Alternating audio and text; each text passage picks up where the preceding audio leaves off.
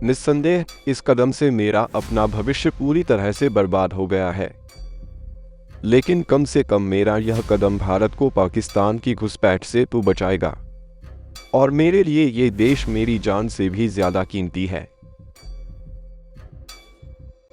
ये है कुछ अंतिम शब्द नाथूराम गोडसे के, जिन पर गांधी जी की हत्या का आरोप है। लेकिन वो अपने अंतिम समय तक बस यही कहते रहे कि उन्होंने गांधी हत्या नहीं, गांधी वध किया है। लेकिन आखिर नाथूराम गोडसे के अनुसार गांधी हत्या और गांधी वध में क्या अंतर है? गोडसे ने अपनी फांसी की सजा होने से पहले कहा था कि अगर उनको 10 मिनट का समय मिले तो वो गांधी वध का कारण पूरी दुनिया को बताना चाहते हैं, और उनको सुनने के बाद कोई भी उनको आतंकवादी नहीं बोलेगा, ऐसा उनका कहना था। लेकिन उनको गांधी हत्या का अपना कारण बताने का एक भी मौका नहीं दिया गया।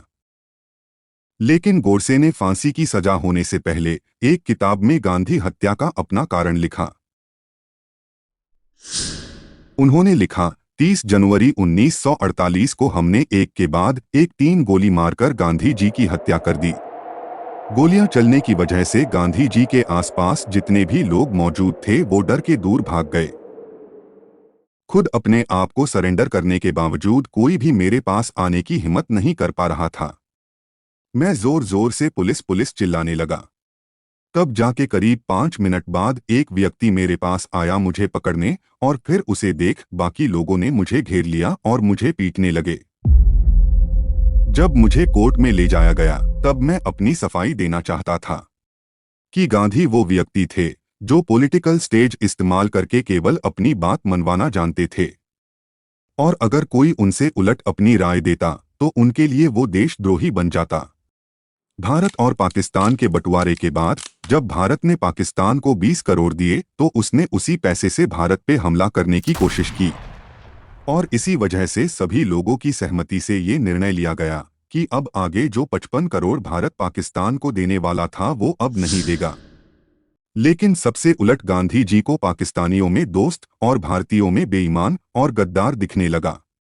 इसीलिए उन्होंने सबसे उलट भूख हड़ताल शुरू कर दी, क्योंकि उनको पता था भूख हड़ताल उनका एक ऐसा हथियार है जो उनको बिना हिंसा के भी जिता सकता है। लेकिन गांधी जी ये भूल गए कि जिन लोगों को वो अपना विरोधी समझ रहे हैं और भूख हड़ताल कर रहे हैं वो उनके अपने ही हैं। तभी उनको उनकी भूख हड़ताल से कष्ट पहुंच रहा है, और अगर वो उनके असली विरोधी होते तो वो उनके भूख हड़ताल तो क्या उनके मृत्यु के बाद भी एक बूंद आंसू नहीं बहाते। और ऐसा केवल एक बार नहीं, कई बार हुआ है। चाहे हम भारत का विभाजन की बात करें, भगत सिंह, सुखदेव और राजगुरु को फांसी की सजा होने से न बचाने की बात करें, या चाहे पाकिस्तान के हमले के बाद भी उसको पैसे देने की बात करें, ये सारी गलतियां भारत को भविष्य में काफी हानि पहुंचा सकती है, और आगे ऐसी और गलतियां ना हो। इसीलिए मैंने गांधी वध का निर्णय लिया था, ये जान के भी कि इससे मैं और मेरा परिवार संकट में आ सकता है। लेकिन मेरे लिए इस देश से ऊपर कोई भी नहीं है, और मैं इतने कष्टों के बाद आजाद हुए अपने देश को ऐसे विभाजित होते हुए नहीं देख सकता। इसीलिए मुझे ये कदम उठाना पड़ा। तो ये थी नाथूराम गोडसे की लिखी कुछ अंतिम बातें।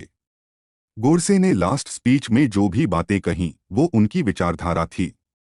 मैं उन्हें आतंकवादी भी नहीं मानता हूं। शायद गांधी जी के कुछ निर्णय उस समय गलत थे, लेकिन जिस तरीके से गोडसे ने उनकी हत्या की उसको भी मैं सही नहीं कहूंगा। अगर हमने गांधी जी को महात्मा का दर्जा दे दिया था तो इसका मतलब ये नहीं कि वो इंसान नहीं थे। वो इंसान थे, शायद इसी वजह से उनसे कुछ गलतियां हो गईं। वहीं गोडसे उग्र विचारधारा के थे।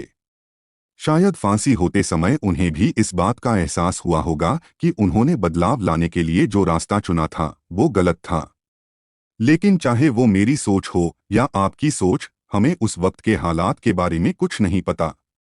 कहने को हिंसा गलत है, लेकिन बिना हिंसा के आज़ादी नहीं जीती जा सकती थी। वैसे ही आज के माहौल के हिसाब से हर किसी को नाथूराम गोडसे गलत लगता है, लेकिन उस समय के हिसाब से ये फैसला सही था या गलत, ये तो सिर्फ वो चंद लोग ही जानते हैं जिन पर गांधी की हत्या का आरोप है। किसे पता था बारामती के कोंकणी ब्राह्मण फैमिली में पैदा होने वाला एक छोटा सा बच्चा बड़े होकर ऐसा कदम उठा लेगा।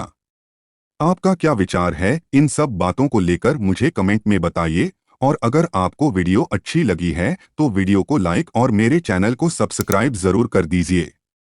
Thank you for watching.